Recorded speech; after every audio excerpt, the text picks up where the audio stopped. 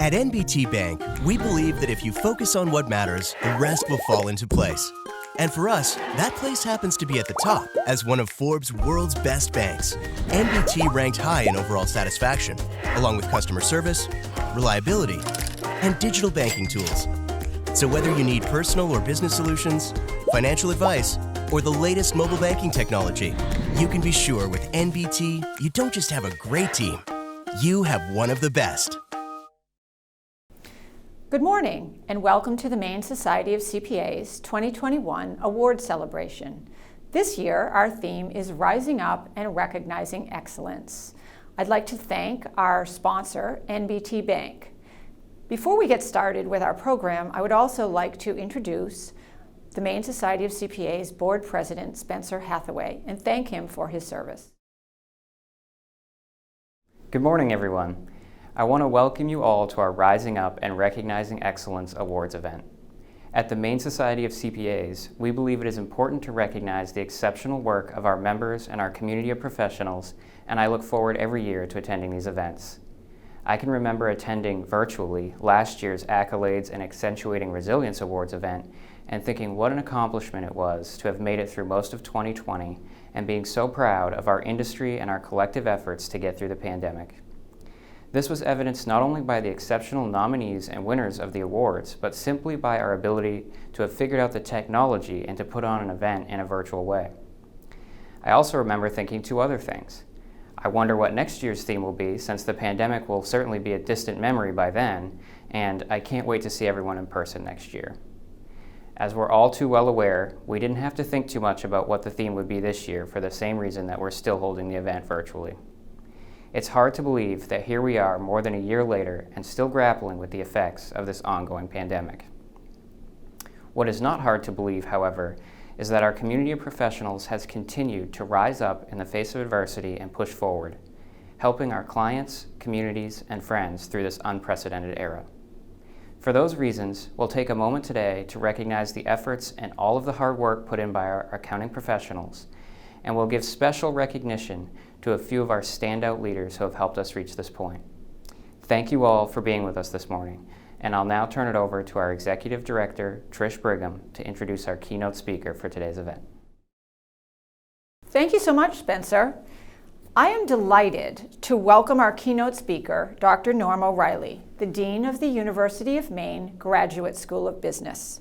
Among Dr. O'Reilly's numerous credentials is CPA, something I thought that many of you would appreciate. Prior to coming to Maine, Dr. O'Reilly held leadership positions at the Lang School of Business and Economics at the University of Guelph, the Department of Sports Administration at Ohio University's College of Business, and the School of Sports Administration at the Laurentian University. He has taught at the University of Ottawa, Syracuse University, Stanford University, Ryerson University, Athabasca University, Bayreuth University, and the Russian International Olympic University. He has also authored or co-authored 16 books, 14 case studies in the Harvard-Stanford series, more than 145 peer-reviewed journal articles, and has presented in excess of 250 conference programs. In addition to his incredible track record in academia, Dr. O'Reilly maintains strong industry ties and is recognized as one of the leading scholars in the business of sports. He has won several awards from American and Canadian marketing and media organizations for his contributions to the understanding of sports management. For more than a dozen years, he has been minority owner and partner consultant with the Toronto-based agency T1, whose clients include Nike, UFC, Pepsi, Nissan, Esso, among others. Dr. O'Reilly's passion for sports goes beyond research, consulting, and instruction. He somehow finds the time to compete in marathons and triathlons all over the world, and skied and swam competitively in his earlier years. We are so pleased and honored to have you join us this morning, Dr. O'Reilly.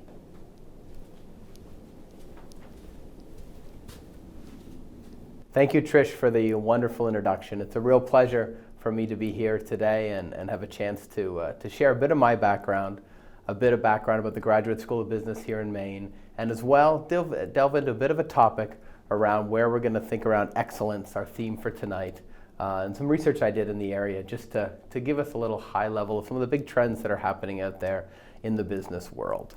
So first of all, tonight's theme, Rising Up and Recognizing Excellence. I think it fits very well with the Graduate School of Business, with the CPA, and with myself as having a chance to address you all on this special evening. And so when we think about excellence, we think a lot about people, and we think a lot about talent. And we know in our field of accounting and many business disciplines right now, there's a big challenge in recruiting, retaining, finding, and keeping talent. And so that's going to be a theme that I'm going to talk about a little bit throughout my presentation for the next few minutes. So I've got about 15 minutes of your time, and this is the 4 things that I'm going to talk about. A little bit more background on myself, in addition to what Trish talked about. Secondly, a bit about the Graduate School of Business. I've learned in my 4 months on the job here that not everyone in the Portland area knows that we're here in Portland. This is a really neat undertaking from the Alphonse funding. We have University of Maine, but our faculty also come from the University of Southern Maine. We're partnering with the law school and other entities with a new building in downtown Portland. So I can tell you a bit about that. Then Trish asked me to talk a little bit about the theme of excellence. And so what I decided to do was look at COVID, still here, coming out of it, or at least getting under control, hopefully, in the coming months or year. And what are some big things we can think about? So I narrowed down to 5. I'm going to share a little bit of background there, so hopefully some content that you can go away with. And then I just have some final thoughts to take away that you can think about the CPAs in Maine, the Graduate School of Business, and what we might want to do together. So first about me, the speaker. So you heard an introduction from Trish, kind of a lot about my background. So I've been in this job for 4 months. It's a dream job for me, really, really enjoying it. We're growing, it's new, it's exciting, and the chance to be a dean of something like a Graduate School of Business. And really, my job so far has been to get to know people, our alumni, our students, our partners, all of the entities that are involved in the Graduate School of Business. As I mentioned, we're going to be moving to 304th Street shortly with the law school. We're partnering with engineering, with the USM, with UMaine, all these different groups, and obviously working with the CPA is something that's a top of mind. The primary program we have is our MBA. And so there's other programs we're going to look at down the road. We're responsible for all the public postgraduate business education in the state, thanks to the Alphonse grants and the agreements that are happening. So maybe we'll look at doctoral programming and other masters. But for now, the priority is really the MBA. And I come from a background where I've taught at a lot of institutions, as you can see behind me, including Stanford, Ohio, some universities in Canada, some specialized universities in an area like ice hockey, and a number of courses. So I bring that background to the table, hopefully to continue to elevate that program and our program here at Maine. In terms of research, and Trish talked a little bit about my background in this area, but I want to talk about the things that I've done and really like to do. So my primary area of focus is sport business. And so I've worked with leagues and clubs and Olympics and agencies and all these kind of groups, brands that work through sport and sponsorship, which a lot of you know about. And so I've really had a very hands-on approach. So hopefully over time, get to work with many of you, and we have students that will get to work with many of you. And I've just put a few examples up there of the kind of organizations that I've had a chance to work with. So very applied academic, very engaged in industry, and hopefully that's something that will resonate with all of you, as certainly being a CPA is an applied field. And last, I just wanted to add to what she said in the introduction, that not just a professor, and part of the job of being a dean is to be out there.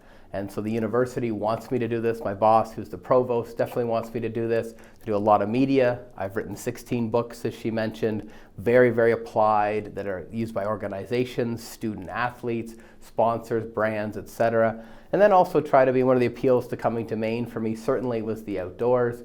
I'm an avid triathlete, a mountain climber with my family. Very excited to be here. So I just wanted to add a little bit more of the background about myself. All right, so now a couple of minutes just about the Graduate School of Business. And we have the Maine Business School. There's a School of Business at University of Southern Maine. The Graduate School of Business was formed from the Alphonse Agreement. Really, we are only about 2 years old and have just grown enormously and incredibly. So I'll give you some numbers in a second. The idea being, with the Alphonse grant to the University of Maine system, to really have a a world-class talent growing and building entity focused on graduate business education here in Portland, the center of the state, partnered throughout the system that really can elevate, retain, recruit, all those things we talked about up front here. So we're the GSB, or the Graduate School of Business. I mentioned 300 4th Street. The university just took ownership through a lease of this building a couple of weeks ago, and we plan to move in the coming months. It's being renovated right now. We're using it,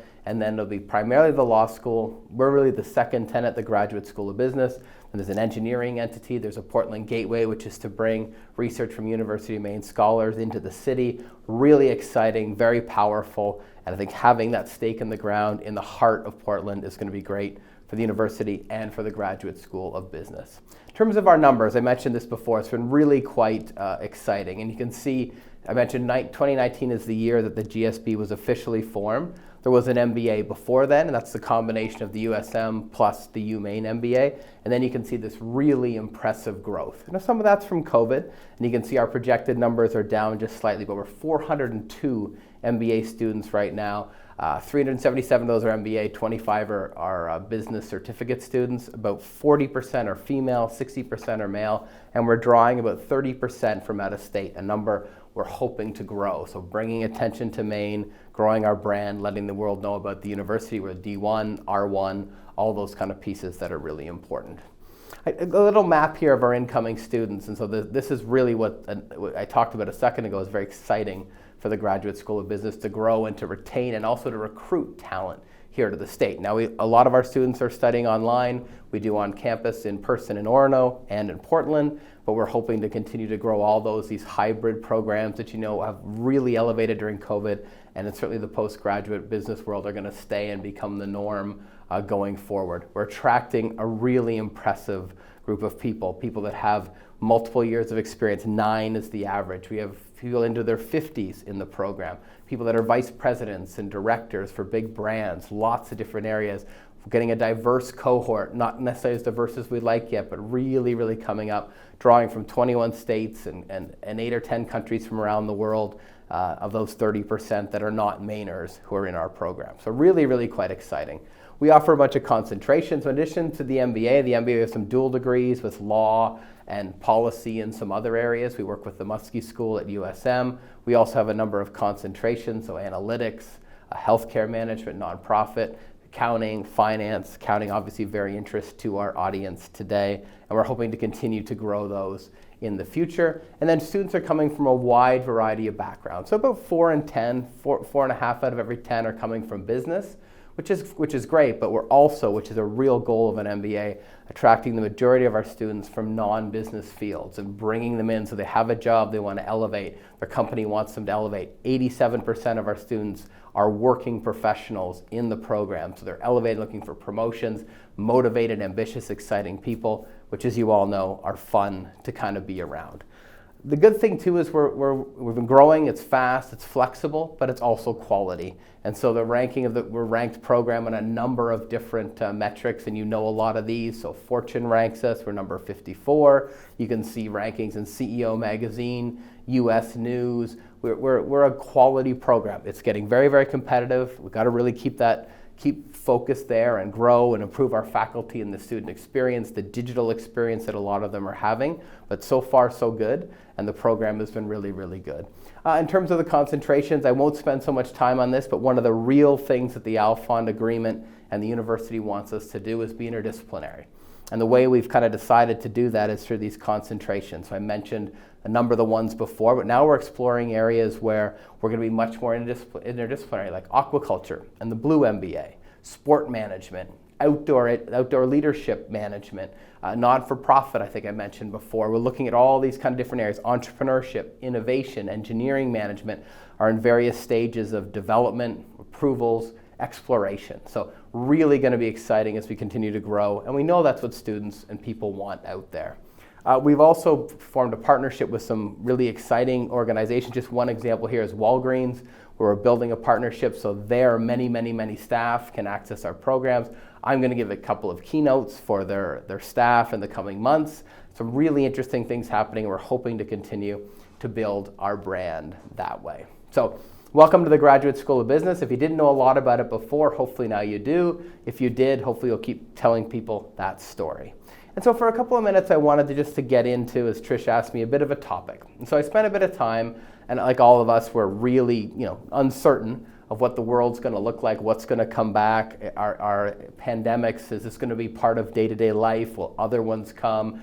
The world is closed. Will it open again? How are we going to? There's all of these questions out there. So this is a neat audience. I'm also a CPA, as you know. And so how can we potentially learn a little bit tonight in a very, very short period of time? So I picked up 5 keys to excellence that I thought I would talk about that maybe you can take away and see where we want to go. So the first one is this idea of cherishing talent.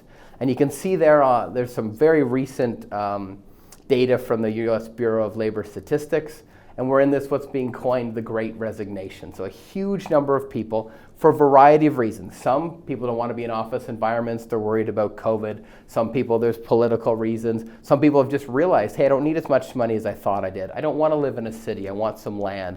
All of these things are happening, but we've never, ever seen this number of young people, mid to late careers, leaving their jobs. Some couples are going to one income. It's really an interesting time. And is this a blip with COVID? Will this stick afterwards? Are people changing their priorities around money? If we're all accountants, we think money is a big driver. It has been. Is it dropping in that scale for what keeps people happy? Is it more about flexibility and working from home and experiencing things? And is that going to change? So really you have to think about this. Recruitment is getting really challenging. Retention is at its all-time low. Top talents the people that want to work are being plucked by competitors. People offering more and not necessarily money. So really an interesting thing. So if you've got talent, you've got to really, cherish was the best word I could think about, offering extras, really, really understanding what they really want, flexible work environments, all these positive things. The last point I have there on the left is within this, if you dig deeper in the data, is the cohort shifts. And so I'm a Gen Xer.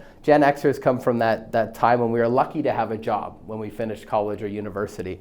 Behind me is this big group of millennials, and ahead is their parents, the boomers. The boomers have now moved to the stage of they have a lot of money, they want to enjoy life, but their kids also are benefiting from their parents who want to spend time with them. And so we've got these 2 huge generations that are really driving this lifestyle kind of first Great Resignation thing. And you've got these smaller generations, Gen X, and then my kids that are coming behind the next gen who are younger. But what are they going to want? And a lot of research is being done into next gens. We've got a very different profile. They're less interested in brands. They're less interested in money. They're very interested in the environment and the world and the green economy.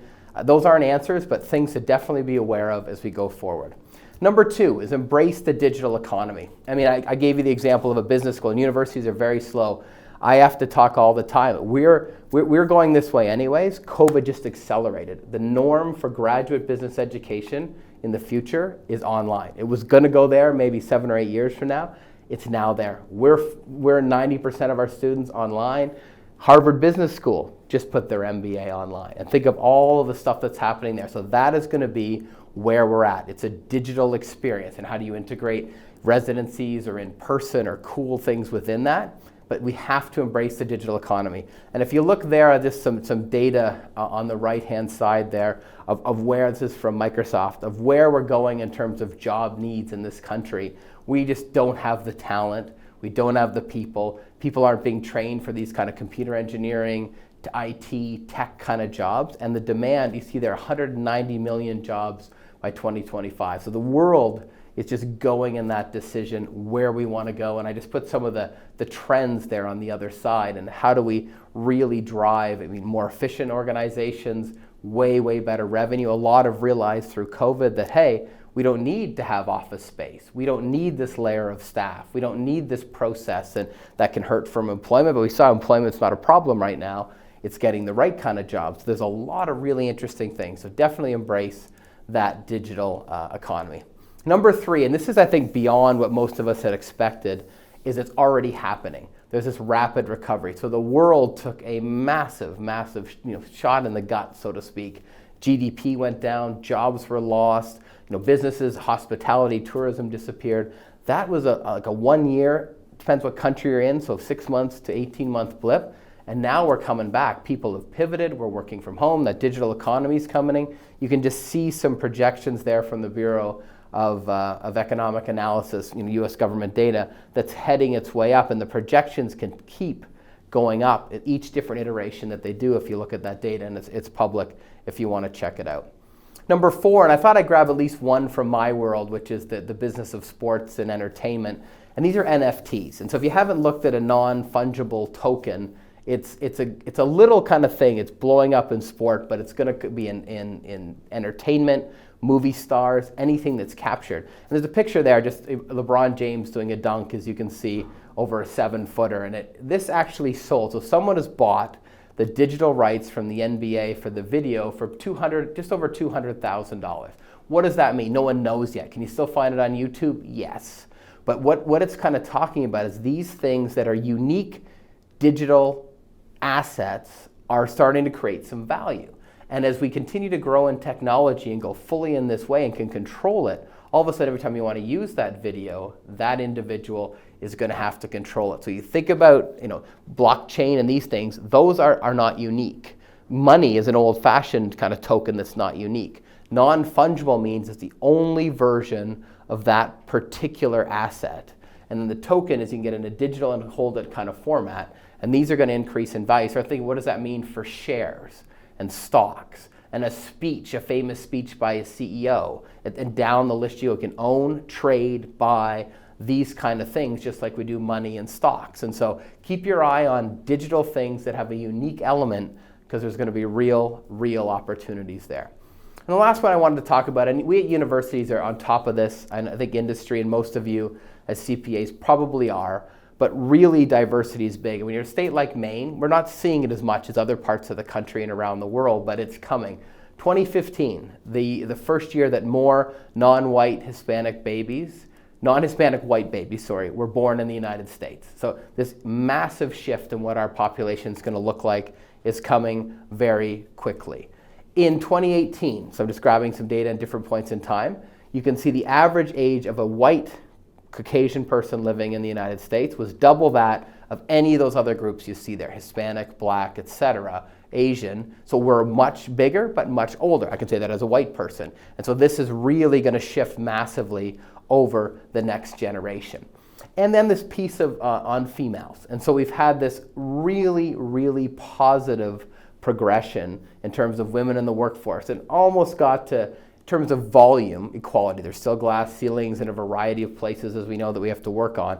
But COVID was a real setback. And here's some data from McKinsey that has come out recently. And COVID hit a lot of people hard in terms of downward career trajectory or missing out on big opportunities and these kind of things. But those with women, much worse than men, and those with children, much worse than those without. And then if you add race in there, et cetera, it was more profound. So we've got some challenges, some excitements. You need to embrace females, embrace diverse workforce, because that's what it's going to look like across the board in a generation. And with that, I'm just going to wrap up with a couple of final thoughts and thinking, where can we go? I'm a CPA, you're all CPAs. We have this graduate school of business. You've got your society, this huge, exciting market in Portland that's growing, struggling to find talent. And I'm hearing this everywhere I meet accountants, but also other places. Finding talent is really challenging. And what can we kind of do together? And I just thought I'd throw a couple of ideas and just be very open, and things like, how can you better work with a graduate school of business? There's lots of educational entities you can work with, and it's not a competitive environment by any stretch. And so are there 4+1s where we can help get students from certain backgrounds with talent into organizations where there's internships, et cetera? Do we look at a master's of accounting? Is that better than an MBA in accounting? How do we elevate the MBA in accounting? What about accelerated CPA pathways? A lot of universities do these kind of things. Research side, really driving relevance of research and work we do to the industry, so you get students interested and attracted, so those really big brains want to work in accounting. As you know, all of us know, in some cases there's a misunderstanding of what our job is, and it can be much more exciting than people think it is. And so how do we do that? Really expanding our thinking around the digital age. And I know this is something for everybody to think about, but I talked about that earlier. Accounting is not going to be the same as it was 5 years ago in 5 years. It's going to be very digital, very creative. How do we get there, and how do you get universities to be part of it? And then what kind of other things can we partner and collaborate on? So there's my contact information. I really appreciate this opportunity. I hope this was valuable, and I look forward to meeting you all in person when we can. Thank you so much for that presentation. It was very interesting, and I'm sure there are a couple of questions that come to mind. The first is CPA evolution, which is front and center in the industry right now. Can you speak a little bit to how the University of Maine is addressing that? Thank you, Tricia. Thank you for the question. I mean, I have the good fortune of also being the dean of the Graduate School of Business, but also being a CPA, and I've been one for about 16 years. And so at the graduate level here, I think at undergraduate level in Orono, it's very much your traditional, you get the courses as you want, go there. But I think it's an open slate for us. And as I finished in the presentation, I would love to talk to people and work with organizations, accounting firms, and the CPA Society, and think about how we've got our MBA in accounting specialization, which just started. It's doing very well, attracting a good number of students. But is there a need for a MAC, for instance? Is there a need for a CPA pathway that we could help with that can be integrated into an interdisciplinary program, or drawing students from other fields that may want to get into accounting? I think it's an open slate, and we're just starting here. We're only 2 years old, the Graduate School of Business officially here in Portland. I think it's an open slate and something we'd really like to do. The second thing I would add, I think within that, and you know this very well, is the CPA needs to evolve, right? We're going into this, I talked about some of these trends, a digital economy, a diverse workforce, a talent base that has a different need set, and money's not the driver as it used to be, and people want to live in different ways. And so I think if we could all work together, and this is graduate business education in general, but obviously accounting being a big part of that, to really elevate, attract, and maybe build the role that a CPA can play within business. Thank you very much, and that's really exciting. So the timing of the work that you're doing and the CPA evolution sort of go into tandem. Hand in hand, yeah. The second question deals with the Innovation Lab, which is a super exciting part of the University of Maine and a real support for the Maine economy. Can you talk a little bit about how the Graduate School of Business interacts with the Innovation Lab? So it's all new. This is again all new. We're here and we're in a different place. So the way that we're kind of looking at it, and the Graduate School of Business is got, we've got a partnership with the University of Southern Maine. We're a University of Maine program. We've got the Portland Gateway, which is the link between the Orono campus and here. So that's where a lot of those connections will come from. And we really want to be the window into the business hub, which is the Portland community. And so I think everything's kind of on the table. And so the Portland Gateway's job is to connect back to all the good things that are happening in Orono. Our job is then to connect into the industry here, attract students. The other thing that I think is interesting that we have is that we've got a student base that is all over the place, and we offer classes in both, but the majority are doing them online. 30% are, as I mentioned, are out of state, and you're drawing people that are working. 87% of them are working for organizations. So you start thinking about an innovation lab, and it's not the same as a full-time student, but how do we increase our experiential residency type experiences? Do we build academies where they're bringing their own groups in, and then you get, maybe there's undergraduate students that work with the MBA students who are also happen to be a director in their organization. So again, it's very open and very collaborative, but that we really want to play that role with a very special type of student. As I mentioned, you're talking about people in their 30s and 40s that have senior jobs, that want to be VPs and controllers, et cetera, that are part of the MBA. So I think there's a lot of excitement there to build upon. And I agree, from the undergraduate level, the lab's been very successful. And really, our role, I think, to cut right to the chase of your question, would be to really elevate the talent. So there's a couple things there. One is we want to train people here that are better, but also we want to give a lot of our real talented people in Maine the option to stay. I think we see a lot of the really, really bright, they go to Boston or further when they go to an MBA or a graduate level. So then that was, I think, what the Alphons were also thinking. So if you can think about this elevated Graduate School of Business, some will still go different places, of course, but at least they have a really high quality option with great pathways to the careers that they want here. And then similarly, you get people that are in other parts of the country, around the world, that are looking for these opportunities. Well, we get on their radar screen, and maybe someone from Chicago decides to come here, and then they stay because it's a great place. So that's kind of some of the thinking on the innovation. Very exciting, and a great, absolutely great example of the theme of this program: rising up and recognizing excellence. So thank you very much for your time this morning. It was terrific. Thank you for having me. Thanks, Trish. Excellence is never an accident. It is the result of high intention, sincere effort, skillful execution, intelligent direction, and the vision to see obstacles as opportunities. I found this anonymous quote and its definition of excellence particularly apropos and apt, as this year has certainly thrown obstacles into our pathways.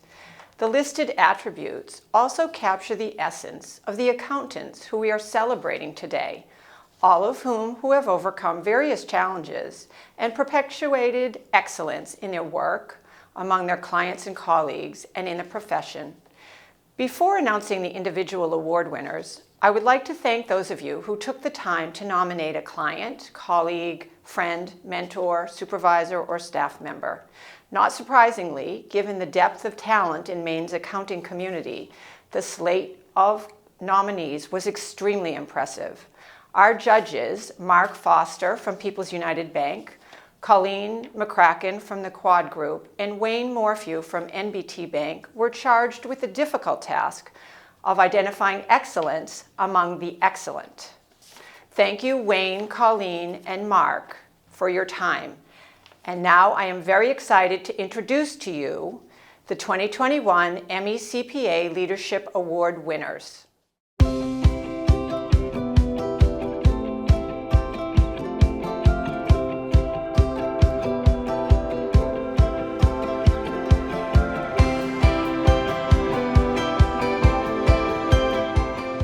Hi everyone, it's an honor to see the Engaging Educator Award this year. I want to thank the Society for selecting me as the award winner in the current year, and one of my mentors at BNN for nominating me. I'd also like to extend congratulations to all the other award winners. To my mentors at the firm, especially the individuals in our not-for-profit and healthcare group, thank you. BNN pushes my educational boundaries daily and has allowed me to grow. Because of this, I've been able to mentor and educate our staff too. Thank you to all the staff members who have so gracefully listened with a willingness to learn. The learning curve in our industry never takes a break. I've learned that if you maximize your educational tools, it will allow you to grow. But more importantly, education allows individuals around you to succeed. For myself, it's a joy to see the individuals around me grow and find success in our industry. Thank you.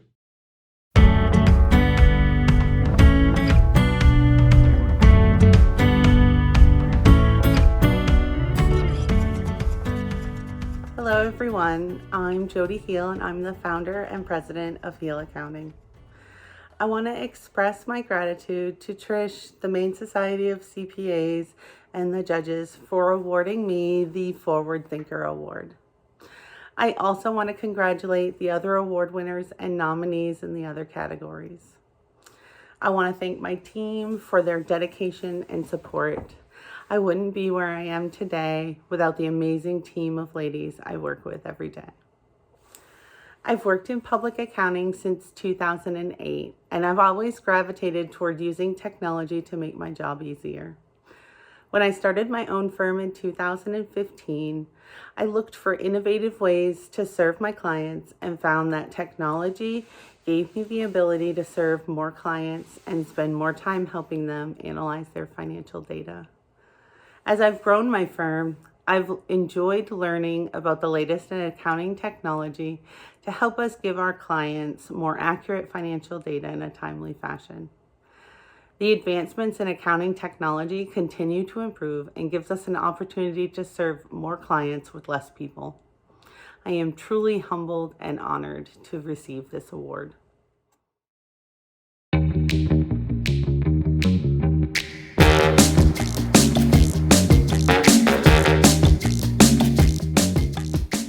Good morning, everyone. I am so overwhelmed with gratitude to have been nominated for and chosen to receive the 2021 Giver Award.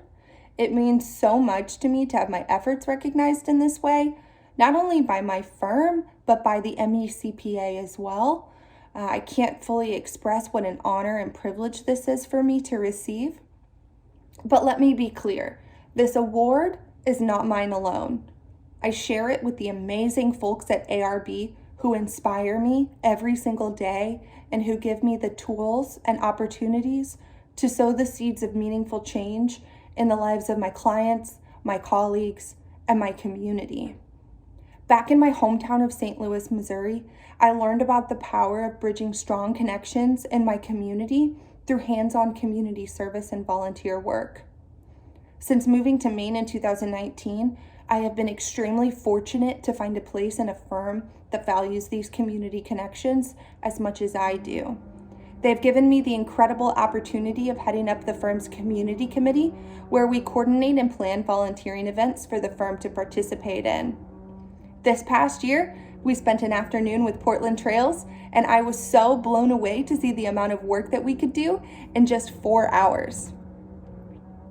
We laid at least 100 pounds of gravel all throughout the trails to help keep them level and to prevent erosion. And we also constructed an entire bridge over a stream and cleared away and demolished the bridge that was in its place. It was a lot of hard work, but it was so amazing to have so many of my colleagues alongside me and to see all that we could accomplish. Another really fun thing we did this fall is we spent a day in one of the local elementary schools with Junior Achievement, teaching the students about things that aren't typically part of public school curriculum, like financial literacy, work readiness, and entrepreneurship. It was such a fun and exciting day, and it was so great to see the kids get involved and show such interest in these subjects. So again, I would like to thank the MECPA for hosting this event this morning, and for ARB for all that you do for me personally, for our clients, and for our community. I want to congratulate the other nominees and award recipients, and thank you all. I hope you all have a wonderful day.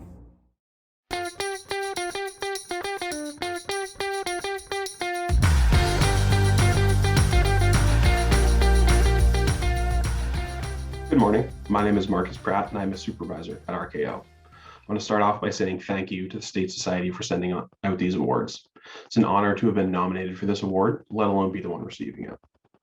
I'd like to congratulate the other award nominees and recipients. I know it must have been a tough decision for the judges, given the quality of the workers in our profession. Thank you to all of my colleagues that have made this possible. I know it would not be where I am today if it were not for the people around me.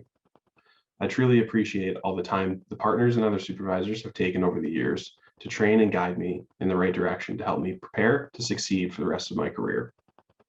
Again, I truly appreciate the honor of receiving this award, and thank you to all that made it possible.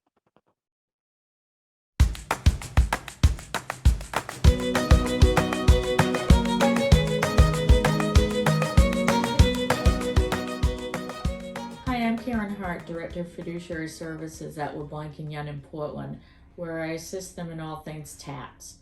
I would like to thank Trish, Lauren, and the judges for this unexpected award. At times like this, we think about our mentors, the people who shaped us into who we are today. For me, one of those was Naj Lotfi at Matt Page. I spent 25 years at Matt Page. Naj took me under his wing, as he did many people. Along with my parents, he taught me work ethic, developing strong client relationships, and for me, working in the trust and estate area, he taught me the importance of bringing in an attorney so I would have a co-defendant. About a decade ago, when I was looking for a new adventure, I reached out to Elizabeth High at LeBlanc & Young to brainstorm new opportunities. We talked a few times, and she finally said to me, "Why don't you come over here? It would be a win-win for all of us." She was right, as she usually is. It's been a wonderful career change.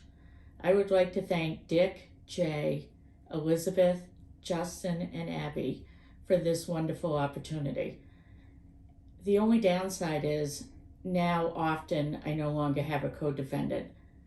I would like to thank the Maine Society for this award. Thank you.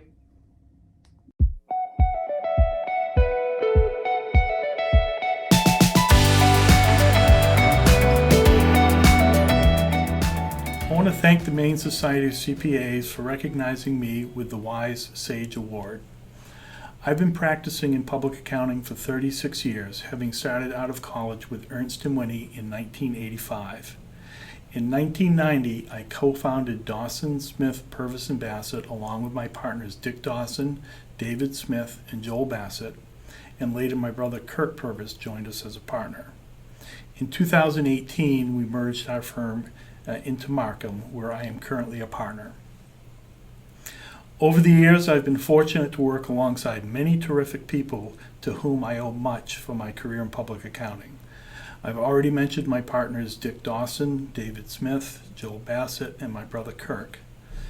I also want to thank the many professionals and professional staff members I have worked with over the years, many of whom have moved on to pursue other opportunities, and our administrative staff, in particular Janet L'Italian and Jean Truman, with whom I have worked for many years and could not do my job without them. And I want to recognize my partners at Markham both here in Portland and nationally, and in particular Tony Cilia in our New Haven office and Doug Farrington in our Boston office. Markham has a tremendous amount of talent firm-wide, and I appreciate having available the breadth of resources that Markham brings to our office in Maine. Finally, I want to thank all of the clients that I've worked with over many years, some of which I have worked with for over 30 years. I recently attended a CPA session where we were asked what brings us satisfaction at work, and my response was doing something that is helpful for my clients. The relationships that we build as we work in partnership with our clients to help them succeed is, to me, what makes a career in public accounting so rewarding. So once again, I want to thank the Maine Society of CPAs for this recognition. The MECPA extends its heartfelt congratulations to all of these award recipients, as well as to those who were nominated. To those in attendance this morning, thank you so much for your time. I wish you all excellent holidays and a 2022 busy season that is far more normal than that experienced over the past 2 years.